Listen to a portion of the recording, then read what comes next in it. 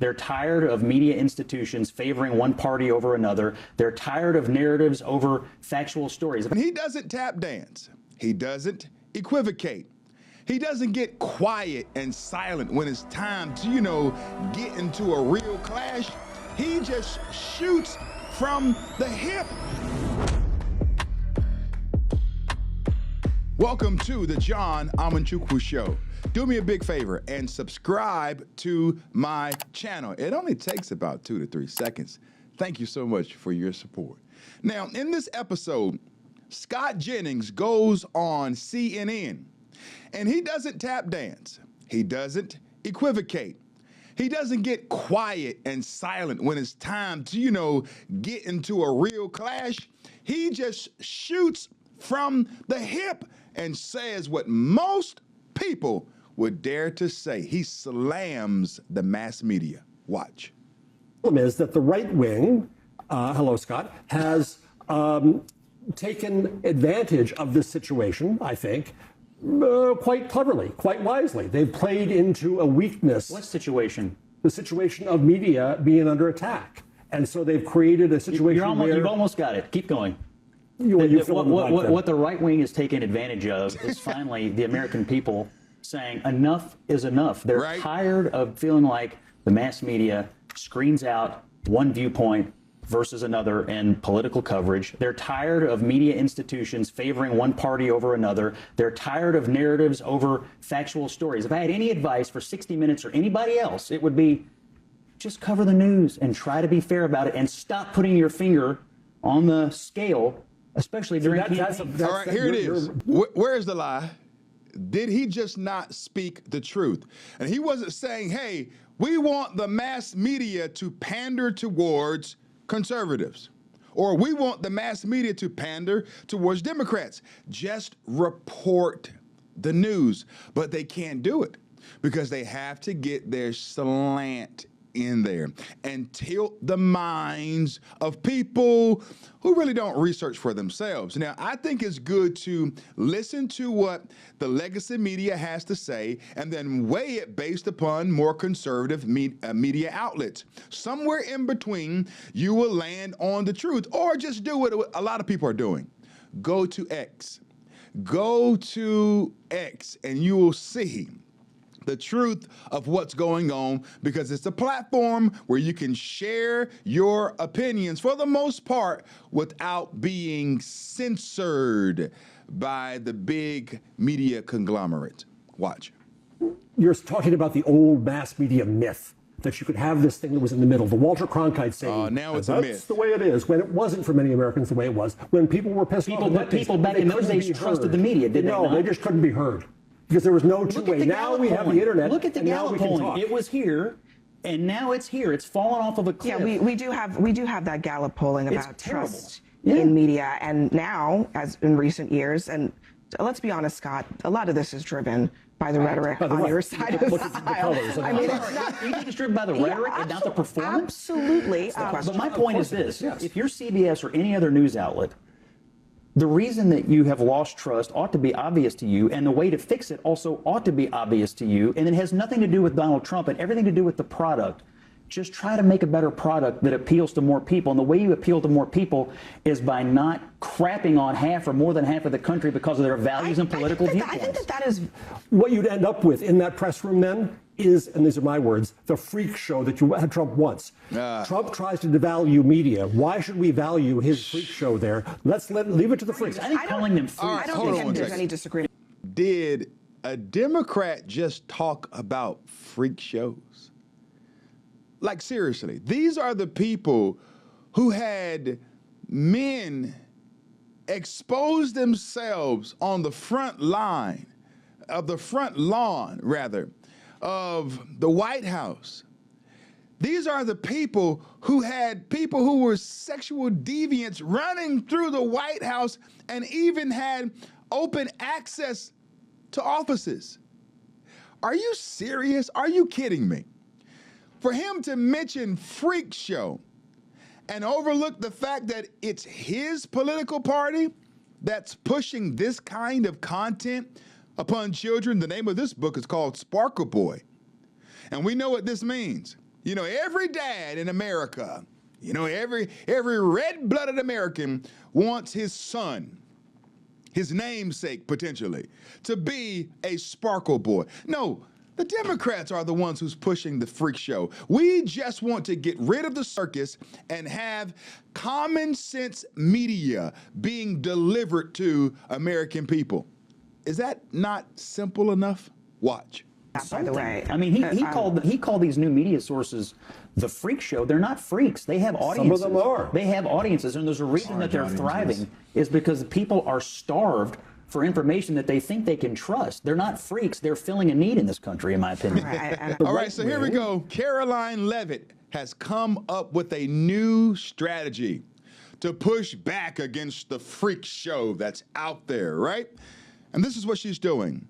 She's bringing on influencers, people that we could call citizen journalists, who aren't tied to the big dollars from all of these major mass media companies, but just individuals, people who have built their own audiences void of all of the big dollars on their own, and they're delivering truthful, on time, and accurate information.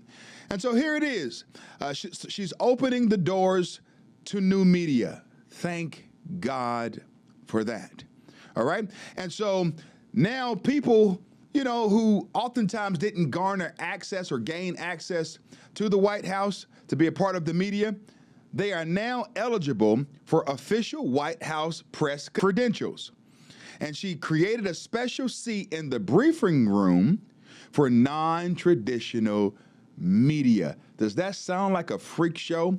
Or does that sound like people who are open to have individuals give truthful content and explanations on what's taking place all around us? All right, and so why is she doing this? Number one, to reach a younger and broader audience. And Turning Point USA, which I serve alongside Charlie Kirk as a contributor, they have been masterminds in reaching Gen Z and Gen X, all right? They've done a phenomenal job at that. And so Caroline Leavitt, they want to do the same thing. They want to reach a younger and broader audience. Also, they want to push back on bias and misinformation in legacy media. In other words, they want to get rid of fake news.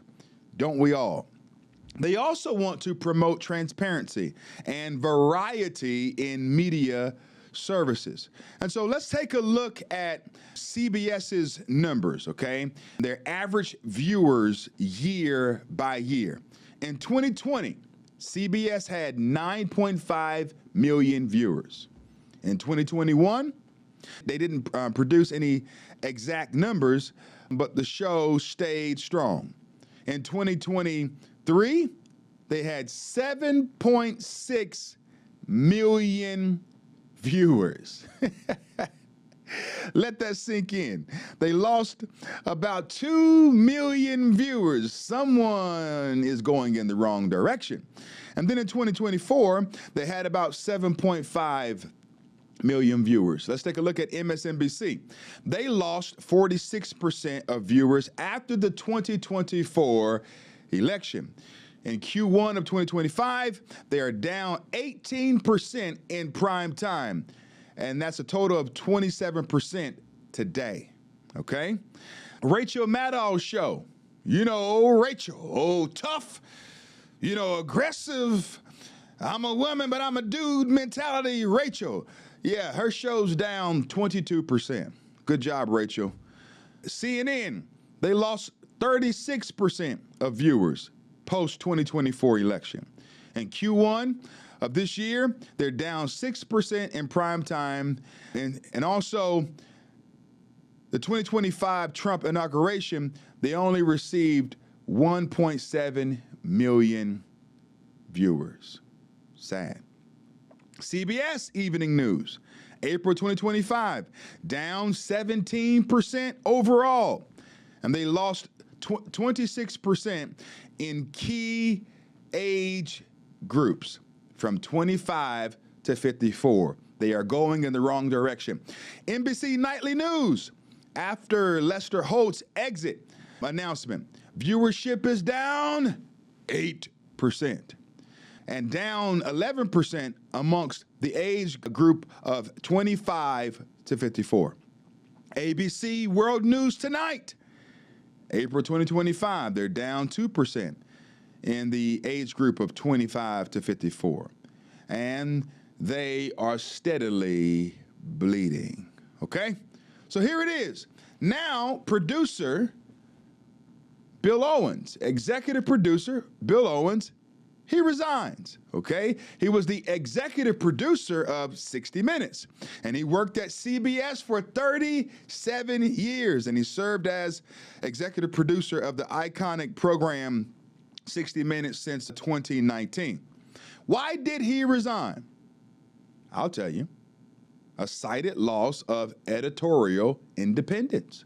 We all saw what happened during the past election and how they were giving softball interviews to their candidates of choice. This is not the first time that this has happened, but it's a long-running strategy for CBS and many of these legacy media outlets that they do play politics. They do. It's simple. He also claimed he could no longer run the show as he always has, okay?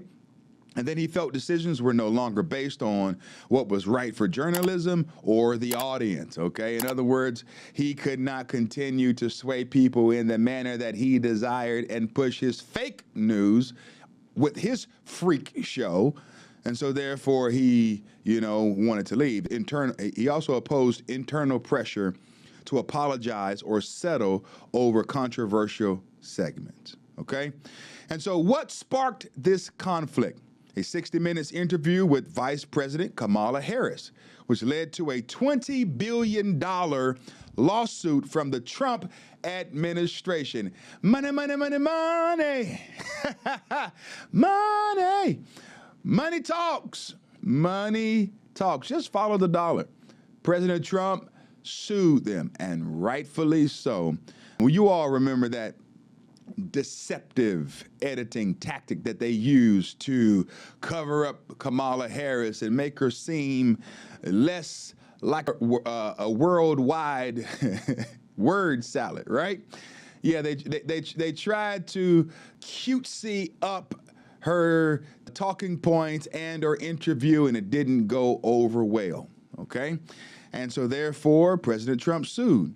And CBS denied wrongdoing, citing standard journalistic practice. Okay, yeah.